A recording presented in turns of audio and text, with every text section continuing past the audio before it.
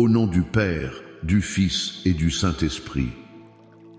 Bonjour ma famille prophétique, que la grâce et la paix de notre Seigneur Jésus-Christ soient avec toi, avec ta maison, avec tes enfants, là où tu te trouves en ce moment. Je veux prendre un instant, avant même de commencer, pour déclarer une couverture de protection sur toi. Père céleste, au nom puissant de Jésus, je te demande maintenant même de déployer tes anges gardiens autour de chaque personne connectée à cette transmission. Je plaide le sang de l'agneau, le sang de Jésus-Christ, sur l'esprit, l'âme et le corps de mon frère, de ma sœur. Je déclare que ce sang précieux te couvre comme un dôme de lumière, comme une forteresse impénétrable.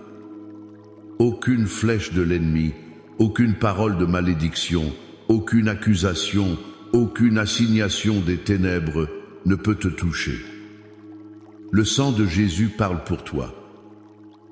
Il crie miséricorde, il crie pardon, il crie victoire. Je déclare que ta maison est scellée par le sang de l'agneau, que tes enfants sont marqués pour le salut par le sang de l'agneau. Tout plan de l'ennemi contre ta vie, contre ta santé, contre ta famille est maintenant annulé et rendu sans effet au nom de Jésus. Viens, Esprit Saint. Viens, Consolateur.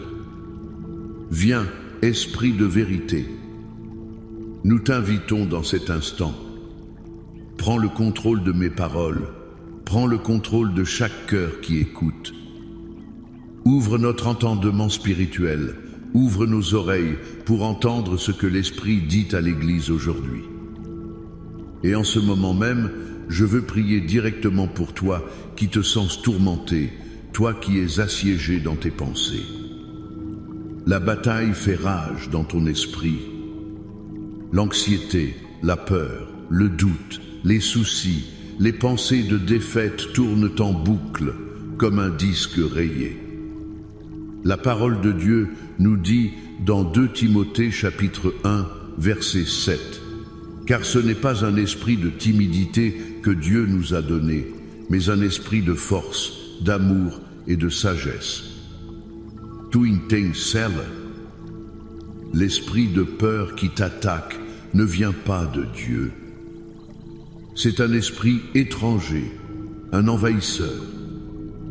Et au nom de Jésus-Christ de Nazareth, par l'autorité qu'il m'a donnée, je prends autorité sur cet esprit de peur, cet esprit d'angoisse, cet esprit de tourment, et je lui ordonne de te lâcher maintenant. Je brise son pouvoir sur tes pensées. Je déclare la liberté sur ton esprit. Je déclare la clarté. Je déclare la force, l'amour et un esprit saint, un esprit de maîtrise de soi sur toi au nom de Jésus. Reçois-le maintenant par la foi. Avant de plonger plus profondément dans la parole que Dieu a mise sur mon cœur pour toi aujourd'hui, je veux te demander de faire partie de ce mouvement, de cette famille prophétique en ligne. Si ce n'est pas déjà fait, prends une seconde pour t'abonner à cette chaîne. Active la cloche pour ne manquer aucune de ces rencontres divines. Et si tu sens la présence de Dieu, écris un grand Amen dans les commentaires pour que je sache que tu es avec moi, que nous sommes unis dans l'esprit. Laisse un like, un pouce bleu, pour aider cet algorithme à pousser ce message d'espoir à quelqu'un qui peut être sur le point d'abandonner. Et je veux te donner une mission prophétique. Partage cette vidéo avec 7 personnes. 7 est le chiffre de la perfection divine, de l'accomplissement.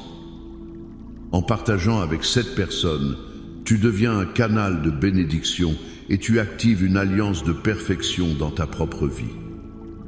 Et écoute bien, reste avec moi jusqu'à la toute fin, car à la fin de ce temps, je vais prier une prière spéciale et puissante pour toi qui souffres d'insomnie, de cauchemars, d'attaques spirituelles pendant la nuit.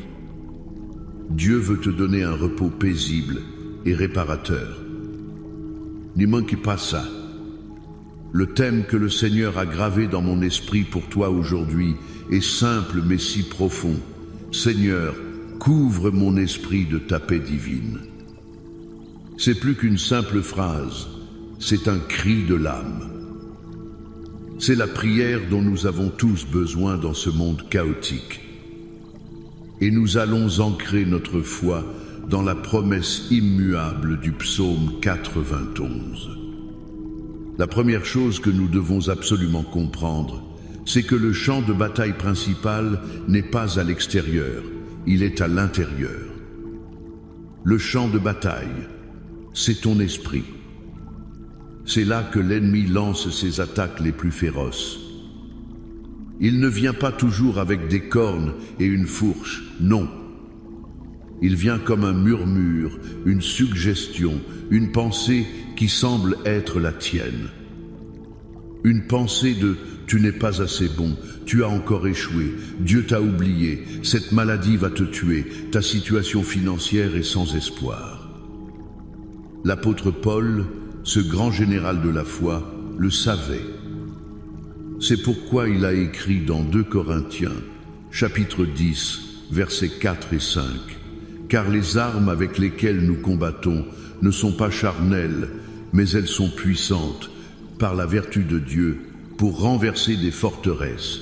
Nous renversons les raisonnements et toute hauteur qui s'élève contre la connaissance de Dieu, et nous amenons toute pensée captive à l'obéissance de Christ. » Richard bin Sesmots. Paul parle de forteresse. Une forteresse, ce n'est pas juste un mur. C'est une structure fortifiée, construite brique par brique, mensonge par mensonge, au fil du temps. Chaque fois que tu acceptes une pensée de peur sans la défier, tu ajoutes une brique. Chaque fois que tu te laisses aller à l'amertume, tu poses un autre mortier. Chaque fois que tu rumines une blessure passée, tu renforces les murs. Et bientôt, tu te retrouves prisonnier à l'intérieur de ta propre tête, bombardé par les mêmes pensées négatives, jour après jour. Mais la bonne nouvelle, c'est que Dieu nous a donné des armes spirituelles pour démolir ces forteresses. L'arme la plus puissante, c'est amener toute pensée captive. Imagine un soldat sur le champ de bataille qui voit un ennemi. Que fait-il? Il le capture. Il ne dialogue pas avec lui, il ne l'invite pas à prendre un café. Il le maîtrise, il le lie, il l'emmène prisonnier. C'est ce que tu dois faire avec chaque pensée qui t'apporte le tourment et qui contre la parole de Dieu.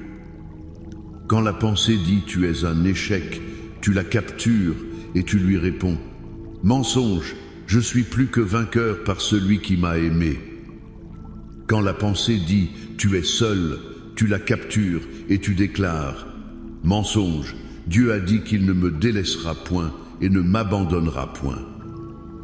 C'est un combat actif, pas passif.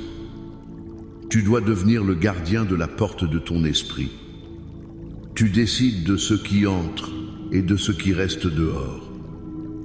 C'est la première étape pour que Dieu puisse couvrir ton esprit de sa paix. Tu dois d'abord faire le ménage et expulser les envahisseurs. Je me souviens d'une femme dans notre communauté qui était littéralement paralysée par l'anxiété sociale. L'ennemi lui avait construit une forteresse de rejet dans son esprit depuis son enfance.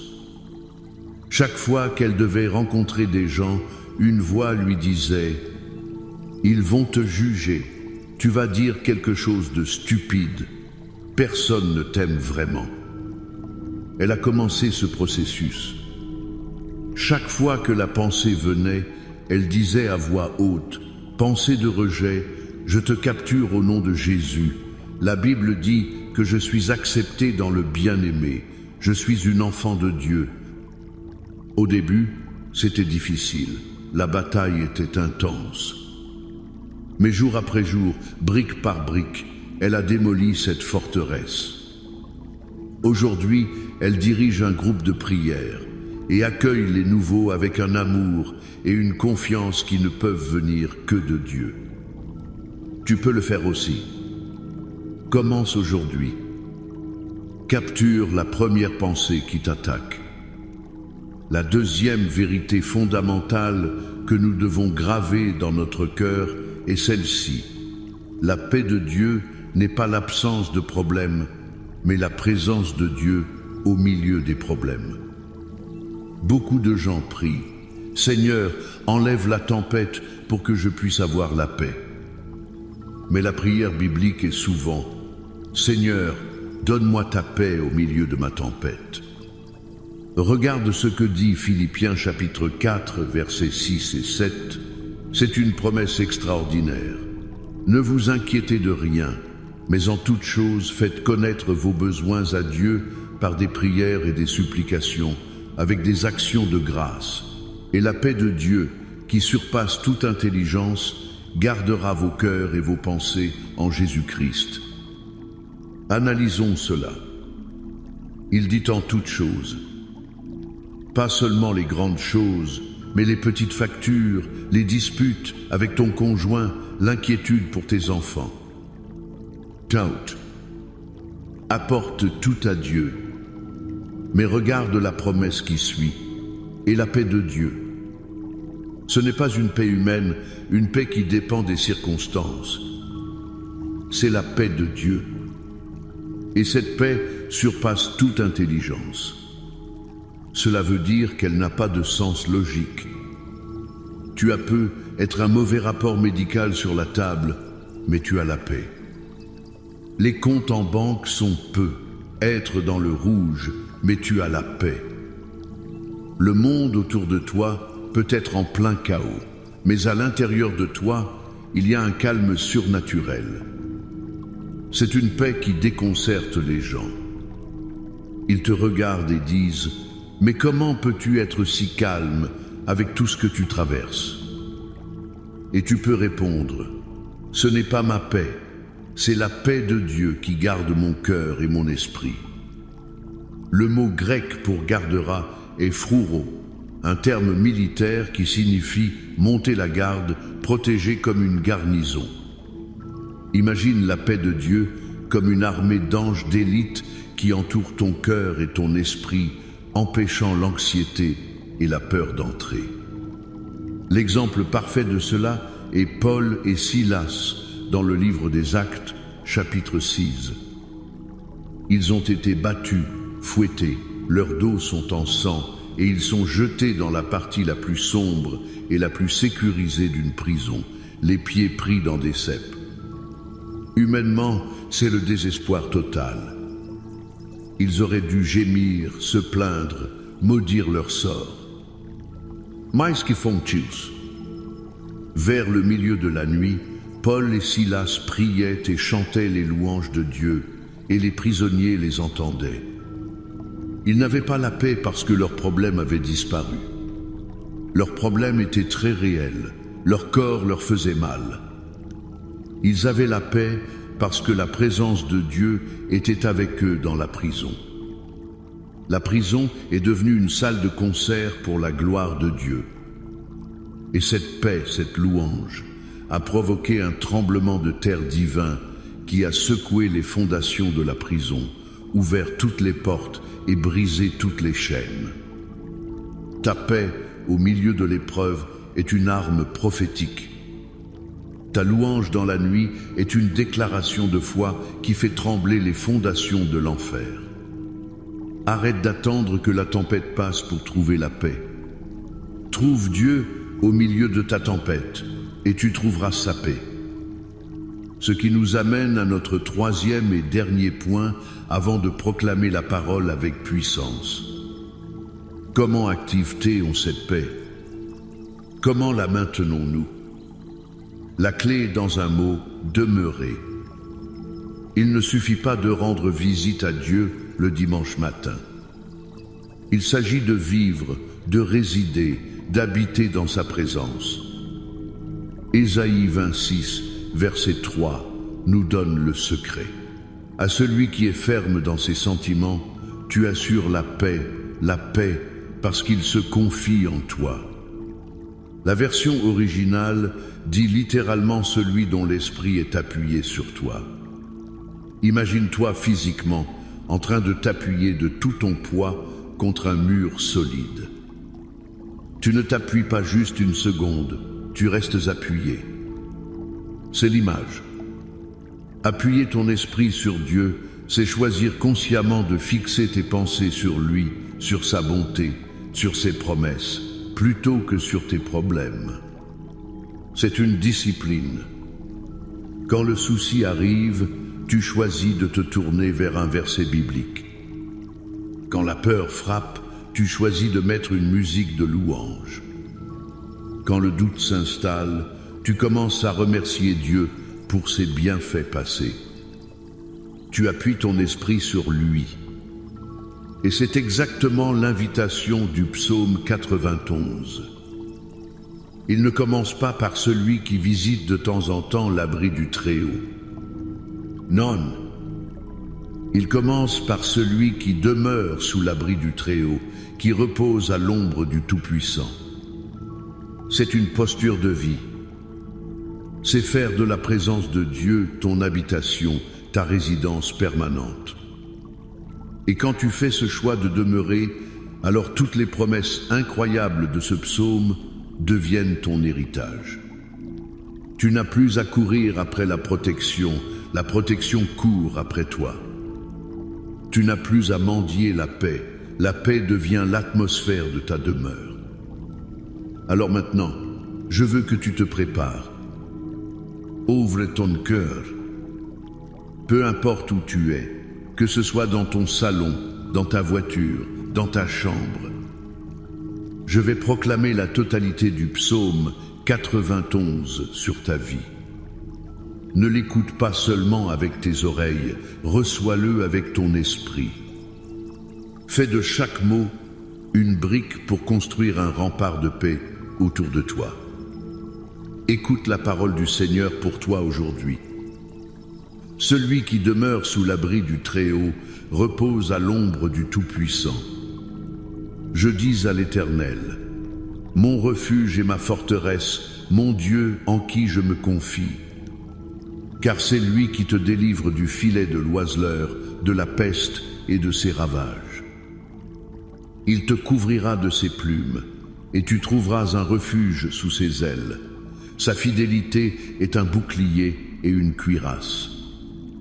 Tu ne craindras ni les terreurs de la nuit, ni la flèche qui vole de jour, ni la peste qui marche dans les ténèbres, ni la contagion qui frappe en plein midi.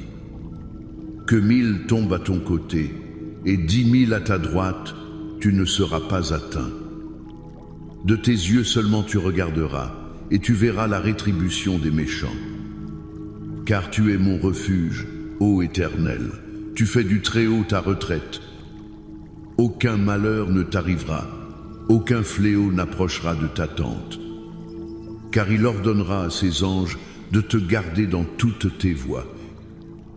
Ils te porteront sur les mains, de peur que ton pied ne heurte contre une pierre. Tu marcheras sur le lion et sur la spique, tu fouleras le lionceau et le dragon. Puisqu'il m'aime, je le délivrerai, je le protégerai, puisqu'il connaît mon nom. Il m'invoquera et je lui répondrai, je serai avec lui dans la détresse, je le délivrerai et je le glorifierai. Je le rassasierai de longs jours et je lui ferai voir mon salut. Amen. Reçois cette parole. Elle est pour toi, pour ta famille, pour cette génération. Maintenant, inclinons nos cœurs dans la prière. Père éternel, Dieu Tout-Puissant, nous venons devant ton trône de grâce avec confiance. Nous te remercions pour ta parole qui est vivante, qui est puissante, qui est une épée à double tranchant. Seigneur, nous recevons cette parole du psaume 91 non comme une simple poésie, mais comme un contrat d'alliance, une promesse scellée par le sang de Jésus. Père, je prie maintenant pour chaque personne qui écoute. Je te demande de nous aider à mettre en pratique ce que nous avons entendu. Donne-nous la force, par ton esprit, de devenir les gardiens de nos pensées. Apprends-nous à capturer toute pensée de peur, de doute, d'infériorité et à la soumettre à l'obéissance de Christ. Nous démolissons maintenant, au nom de Jésus, toutes les forteresses mentales que l'ennemi a construites dans nos vies. Forteresses de rejet, soient démolies. Forteresses d'amertume, soient démolies. Forteresses de peur, soient démolies. Forteresses de maladie, soient démolies au nom de Jésus. Seigneur, nous te demandons de nous inonder de ta paix surnaturelle. Cette paix qui surpasse toute intelligence, même quand les vents soufflent, même quand la mer est agitée, que nous puissions sentir ta présence qui calme la tempête à l'intérieur de nous. Que ta paix monte la garde autour de nos cœurs et de nos esprits. Nous choisissons de ne nous inquiéter de rien, mais de te présenter tous nos besoins avec un cœur reconnaissant. Et comme je l'ai promis, je veux prier maintenant spécifiquement pour celui ou celle dont les nuits sont un champ de bataille. Toi qui redoutes le moment d'aller te coucher, parce que c'est là que le tourment commence. Cette paix qui surpasse toute intelligence.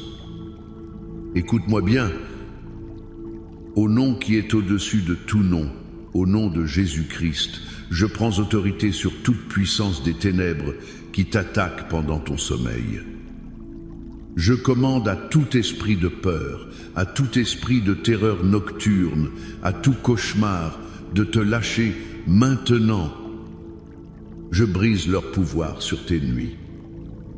Je déclare que ton lit n'est plus un lieu de tourment, mais un autel de repos. Je déclare que ton sommeil sera doux, comme le dit la parole. Je déploie les anges de l'Éternel pour qu'ils campent autour de ton lit et te gardent. C'est hoy, tu dormirás en paz. Ce soir, tu dormiras profondément. Et tu te réveilleras demain matin rafraîchi, renouvelé et rempli de la force de Dieu. Reçois ce miracle du repos divin au nom de Jésus. Et nous étendons cette prière. Seigneur, je prie pour la restauration des familles. Là où il y a la division dans le mariage, je libère la paix, la réconciliation et l'amour divin. Pour chaque enfant prodigue, je déclare qu'il revient à la maison, qu'il revient à toi. Je brise les chaînes de l'addiction, des mauvaises compagnies. Père, je prie pour une percée financière dans la vie de ton peuple. Je brise tout esprit de pauvreté, de manque et de dette. J'ouvre prophétiquement des portes d'opportunité, de faveur, de provision surnaturelle. Que tes enfants soient la tête et non la queue, qu'ils prêtent et n'empruntent pas. Seigneur, je prie pour la guérison divine. Pour chaque corps atteint par la maladie, le cancer, le diabète, l'arthrite, la douleur chronique, la dépression. Par les meurtrissures de Jésus, nous avons été guéris. Je libère la vertu guérissante de Christ maintenant même. Que chaque organe, chaque cellule, chaque tissu de ton corps s'aligne avec la parole de guérison au nom de Jésus. Et nous menons le combat spirituel. Nous déclarons que nous ne sommes pas des victimes, mais des vainqueurs. Toute arme forgée contre toi sera sans effet. Toute langue qui se lèvera en justice contre toi, tu la condamneras. C'est ton héritage. Je déclare sur toi la victoire. Victoire dans ton esprit, victoire dans tes émotions, victoire dans ton corps, victoire dans ton mariage, victoire sur tes enfants, victoire dans tes finances. Tu es couvert par la paix de Dieu, protégé par le sang de Jésus et rempli de la puissance du Saint-Esprit. Et maintenant, reçois cette bénédiction finale. Que l'Éternel te bénisse et qu'il te garde. Que l'Éternel fasse luire sa face sur toi et qu'il t'accorde sa grâce. Que l'Éternel tourne sa face vers toi et qu'il te donne la paix. La paix divine qui surpasse tout entendement. Au nom du Père, du Fils et du Saint-Esprit. Amen et Amen. Sois bénie, famille prophétique.